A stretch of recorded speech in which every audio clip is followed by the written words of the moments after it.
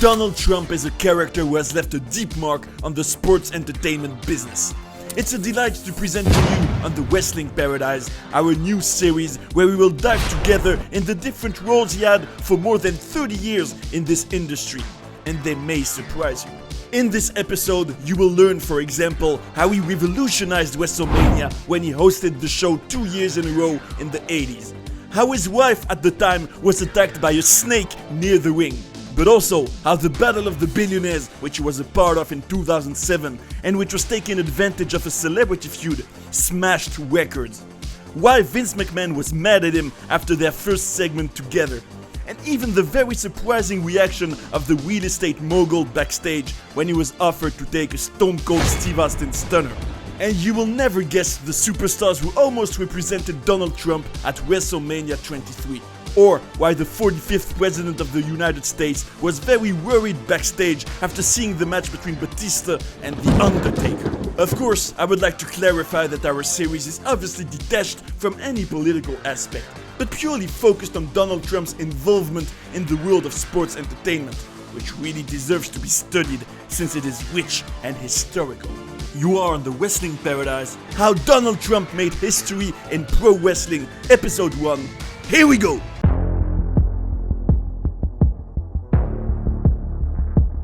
Donald Trump's history with pro wrestling is very rich, and his first interactions with the sports entertainment industry go back to the 80s, at a time when the WWE was becoming more and more a cultural phenomenon, with the still recent creation of WrestleMania, in a certain way the Super Bowl of pro wrestling, and the growing popularity of Hulk Hogan, the star of the company at that time, who had a surprising part in Trump's relationship with pro wrestling over time, as you will see.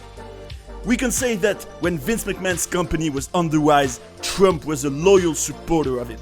And this support took the form of two tremendous events, WrestleMania 4 and 5. Two shows that both took place at the same venue, namely the Trump Plaza in Atlantic City, a touristic town in the state of New Jersey, not far from New York.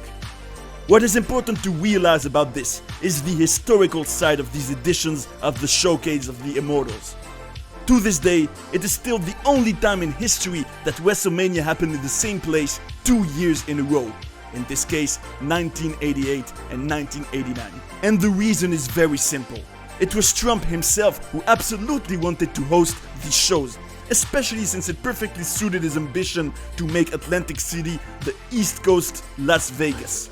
To make it the new capital of gambling, since there were also several casinos, including the Trump Plaza, and more generally to make it a very attractive destination. In the same logic, he will also organize boxing fights there at that time, including some of the legend Mike Tyson. Taking place at the Trump Plaza, which was built in 1984, in this casino world and with this boxing past, gave WrestleMania even more prestige, even if there could only be 20,000 people in attendance, which is far from the 93,000 spectators of WrestleMania 3. But the billionaire was absolutely keen to do these editions of the grandest stage of them all in his establishment. As he says, "Everybody in the country wanted this event, and we were able to get it. I never sold tickets to anything so easily as I have to this." Moreover, WrestleMania 4, during which a tournament was held to crown a new WWE champion, and the Macho Man Randy Savage will win it, had been such a success that it was the customers of the Trump Plaza who asked the real estate tycoon to bring WrestleMania back the following year. What can also be emphasized and what makes these shows historical too is that under the leadership of Trump, WWE had made WrestleMania more than just a show, but a real festival. A whole weekend of entertainment with an autograph session of the wrestlers, a 5K race in which everyone could participate, a big brunch on Sunday morning. The foundations were built for what would later become WrestleMania Access, namely a whole series of activities over several days where fans can go and which makes the experience of going to WrestleMania even more special. It should also be noted that this was the first time the show was visible exclusively on pay-per-view, which would later become the broadcasting model of the Showcase of the Immortals for years. So clearly, these editions of WrestleMania hosted by Donald Trump were historical. And he himself was also impressed by these shows, because he was a big fan of wrestlers, as you will see. And it's completely crazy to see Hulk Hogan cut a promo with huge intensity, in which he said in particular that Trump was a Hulkamaniac, and that if his fans and himself were sinking in the ocean, they could all hold on to his back, and that he would bring them all back to the shore. The billionaire will take pictures with the Hulkster, whom we will talk about many years later, you will see, with Andre the Giant, and also with Bret Hart. Here's what the latter said about his exchanges with Trump at the time. "I remember him watching me from the front row, and somewhere in there I took a front turnbuckle, and you could see Donald Trump just totally marked out. He only thought it was the most devastating thing he'd ever seen in his life." The Canadian tells that he had a conversation with Donald Trump backstage after WrestleMania 4, that they shook hands vigorously, that the billionaire was very nice to him, that he had offered to take a picture together, and that the following year at WrestleMania 5, he still remembered it and told him he hoped Bret's father liked the photo. Another much more surreal interaction there was between one of the wrestlers and Donald Trump is the one with the legend Jake Roberts. The one who was known for always bringing his snake with him to the ring revealed that he noticed that Ivana Trump, Donald's wife at the time, was sitting next to him at ringside, and that throughout Roberts' match she barely watched the action and sipped her champagne. So, coming out of the ring, he went to her brandishing his snake, which even hit her chest, and she fell out of her chair. And according to Roberts, Trump would have run away at that moment. What is even crazier is that the veteran told he later learned that Ivana Trump had tried to pay 2 of her bodyguards to beat Roberts up in his hotel room, but that it was Donald, who was a fan of Jake, who would have dissuaded her. Can you only imagine sitting in the front row without really paying attention to the match, and suddenly realizing that the snake is attacking you? We can also note that Ted DiBiase Sr., the $1 million man who said that everyone had a price and that he could make anyone do anything with his money, had a laugh with Trump backstage because DiBiase told him, "You are the real version of me." Anyway, these events had been successful, and Donald Trump was therefore linked to pro wrestling very early on. According to the official Bruce Pritchard, it was very easy to work with the billionaire, and above all, he was approachable and humble according to him. Moreover, he says that when Trump was involved in WWE again years later, as we will see, he will watch the matches on the monitor with the wrestlers backstage, waiting for his turn, while he could have locked himself in his private dressing room. Apparently, still according to Pritchard, Trump hated shaking hands at the time, and the official thinks that the main advantage of doing these WrestleManias at Trump Plaza for him and the rest of the team was especially that the arena was next to the hotel. The billionaire paid for all the rooms and for all the decoration work that WWE did to improve the place for the shows. And we can say that Trump really won on all levels in this story, since WWE changed all the lighting and the painting, for example, and that these changes all stayed afterwards. So it's like he also paid for a big makeover of his establishment. After these WrestleManias in which he had a central role in the late 80s, Donald Trump will not forget pro wrestling, since he will appear several times in the WWE, especially at WrestleMania 7 in the audience where he will be interviewed. For the record, we could also see Chuck Norris in this segment, the action movie star. A few years later, in June 2000, Trump will appear once again at ringside, alongside his wife Melania, in a show at the legendary Madison Square Garden in New York, right during the Attitude Era. And he will tell Jerry Lawler that Vince McMahon, the WWE boss, is one of his great friends, and that The Rock is his favorite wrestler.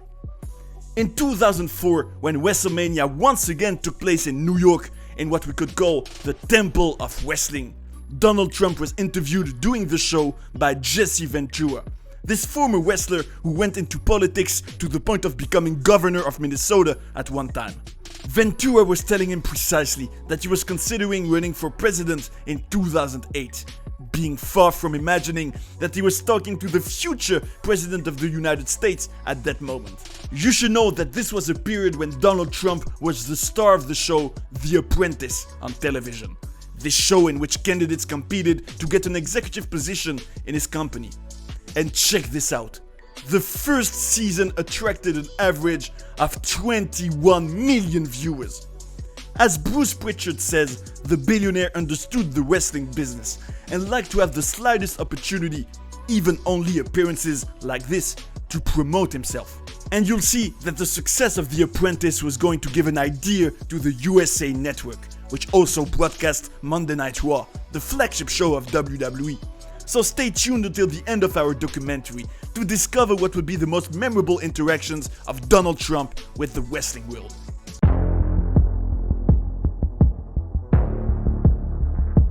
In 2007, Trump will be involved in a storyline on the road to WrestleMania 23, and not just anyone, the Battle of the Billionaires, which will be the main attraction of this show. And contrary to what we might imagine, involving Donald Trump for an on-screen storyline was not an idea of the WWE originally, but rather of Bonnie Hammer, the president of the USA Network at the time.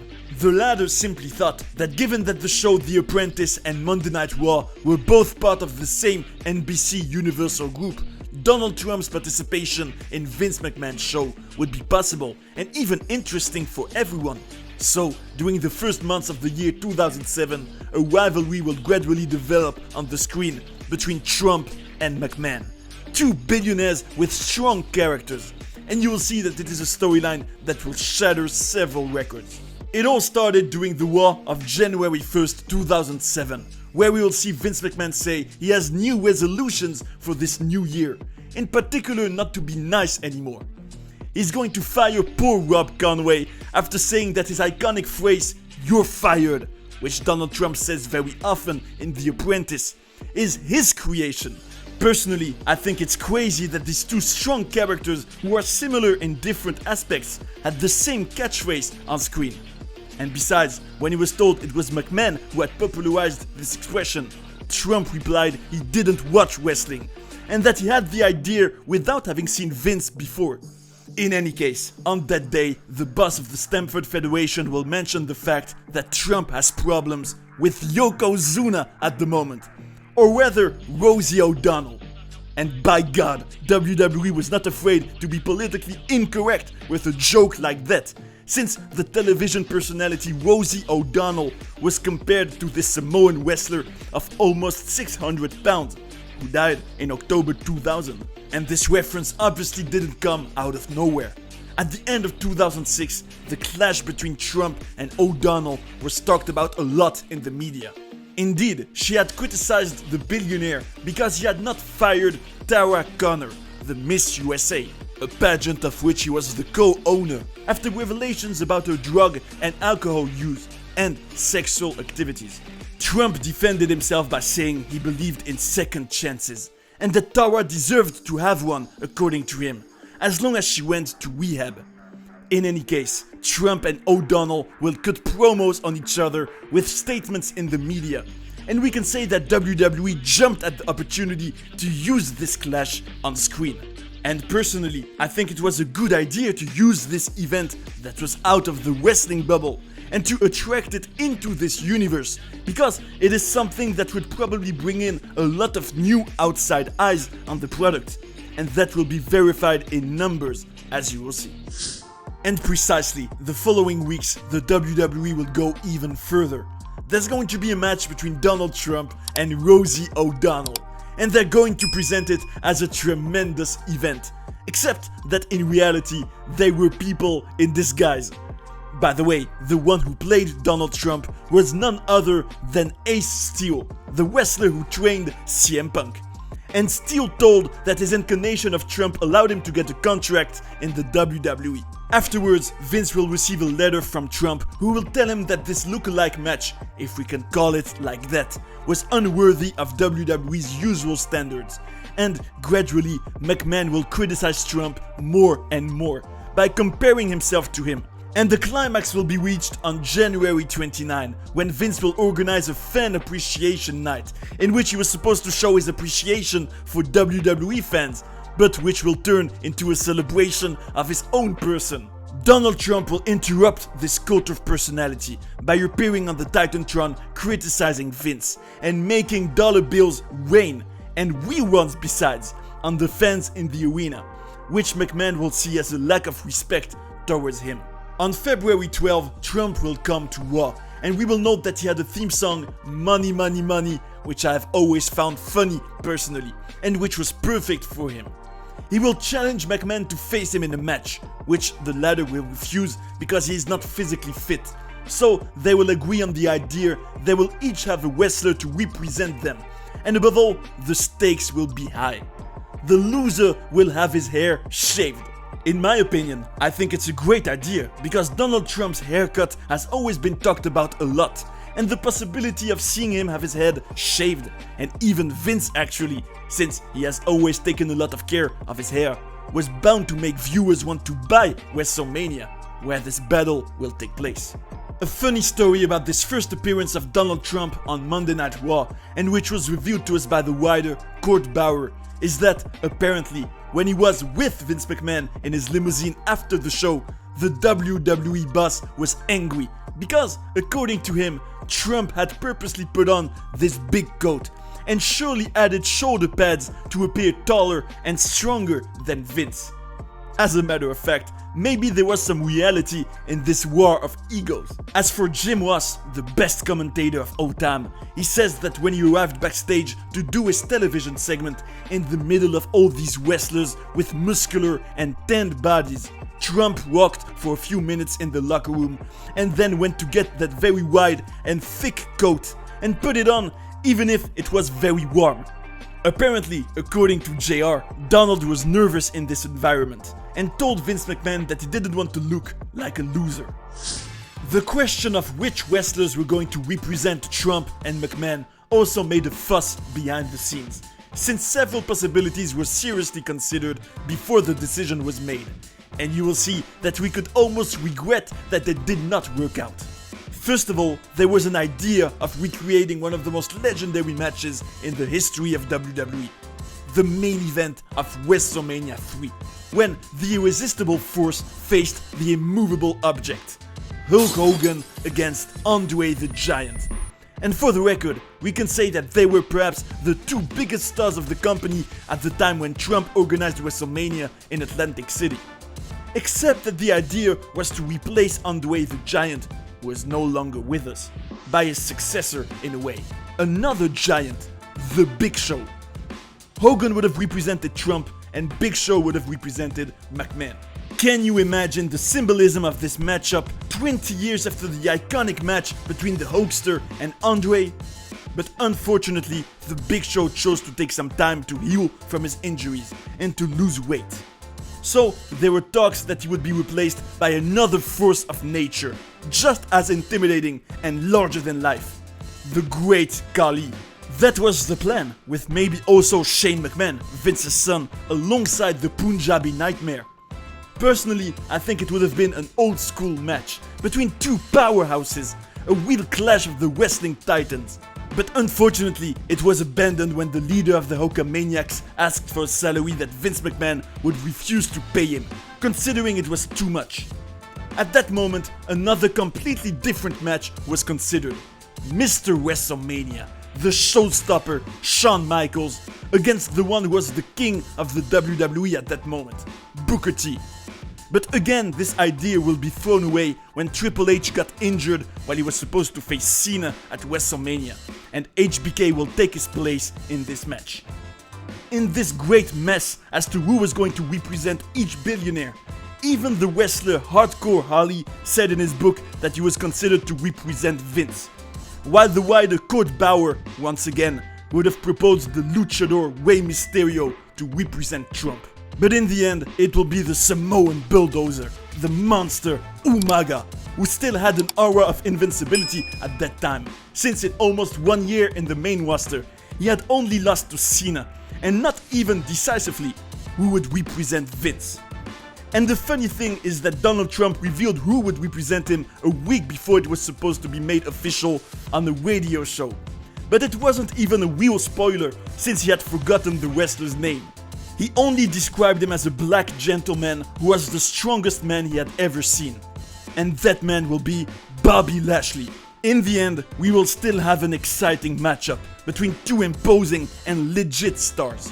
In the build-up of this match, I must say that one detail that I found hilarious is the fact that Vince has portraits in his office of Trump with different haircuts. And so, the suspense was total. Which one of these two billionaires was going to be humiliated in the eyes of the whole world? At WrestleMania 23, we will have a backstage scene where Trump will not be scared at all of the boogeyman, and will think he is a waiter, which was completely absurd, I think. And apparently, on that day, Donald was a little worried, because before the Battle of the Billionaires, there was a big match between The Undertaker and Batista that really impressed the one who would become President of the United States 9 years later. And he told Vince they were in trouble, because they couldn't do better than them. Moreover, this match between The Undertaker and Batista made such an impression on Trump that he will say in an interview a few years later that the entrance of the dead man is one of the best of all time, according to him. Fortunately, despite that, they will still manage to deliver us a very entertaining match, with, among other things, this surreal moment when the seat in which the loser will have his skull shaved will have its own entrance. Huge star power, since Stone Cold Steve Austin, the golden boy of the company during the Attitude Era, and who had largely helped it to get the best television ratings in its history, was going to be the referee of this match. Which made the situation even more interesting, considering that he had been in a rivalry for years with Vince McMahon. We can say that this battle between its different actors and its star power really was prestigious. What will remain one of the most amazing moments is when Trump did a clothesline to Vince and attacked him on the ground. And after a chaotic end of the match, it is Bobby Lashley who will win, and who will allow Trump to offer us an iconic celebration. Even if Vince will try to escape in a hilarious way, Bobby will run after him and make him return to the ring to suffer his punishment. With Trump and Stone Cold, they were going to shave him. We still have to take a step back and realize how crazy this image is. We have a trio composed of one of the most famous American personalities, the most popular wrestler of the 90s, and a promising new superstar, who are having fun shaving the hair of the WWE boss. Moreover, despite all the suspense there was for the spectators to discover which billionaire was going to have his hair cut, backstage, Trump had taken precautions by putting a stipulation in his contract to participate in this show, which indicated that even if his wrestler accidentally died in the ring, Vince McMahon would not be allowed to shave Donald Trump's skull. We can say that the real estate tycoon really cared a lot about his hair, and that he wanted to make sure as much as possible that there was not the slightest chance that he would suffer this humiliation. On the other hand, he will not escape the stunner of Stone Cold Steve Austin, which will conclude this battle of the billionaires, and the story around this moment is to Trump's credit. Indeed, Vince went to Trump with Stone Cold backstage and talked to him about the idea of him getting stunned at the very end. While at that moment, Donald's right-hand man was telling him that he shouldn't do it, Trump didn't listen to him and simply asked Vince if it would help the show. Vince said yes, and he accepted. In the end, as Stone Cold himself says, Donald Trump was man enough to go out there, and we botched it. He was cool enough to go out there and be a part of the show and make people happy. I dug it. It's true that it was not the most beautiful stunner in history, far from it, but we can only recognize that he could have been egomaniac and absolutely refuse to look weak, which he didn't do. And we can say that this desire to put the quality of the show above everything else paid off, since, as we will see together, the success of this battle of the billionaires has been historical. In the next episode, you will discover, among other things, the historical success of the Battle of the Billionaires with impressive numbers. What Bobby Lashley said about the 45th President of the United States after working with him. And Chris Jericho's hilarious story about the day when Vince McMahon was at a concert with Donald Trump and decided to light up a joint. but also the absurd reason why his important role on Monday Night Raw in 2009 had to be stopped, and the impact that this historical show had on the kid I was at that time. Anyway, we could see that the real estate tycoon has been connected to sports entertainment for many years, whether simply as a fan in the audience, or as an event organizer, or even as a real character in a storyline. His influence has been important between the innovations he brought in the 80s and his central part at WrestleMania in 2007. And I have a debate for you on this topic. In your opinion, has he been the celebrity outside the wrestling bubble to have been the most involved in WWE in history? What importance do you give him compared to Arnold Schwarzenegger or Mike Tyson, for example? We invite you to come and give your point of view. It will be interesting to talk about it together in the comments and to share our thoughts. We can say that this topic raises a lot of questions. I hope you had a good time watching this video, and I invite you to stay in the paradise of wrestling to look at some other ones. See you right away. And that's the bottom line, 'cause Stone Cold said so. What?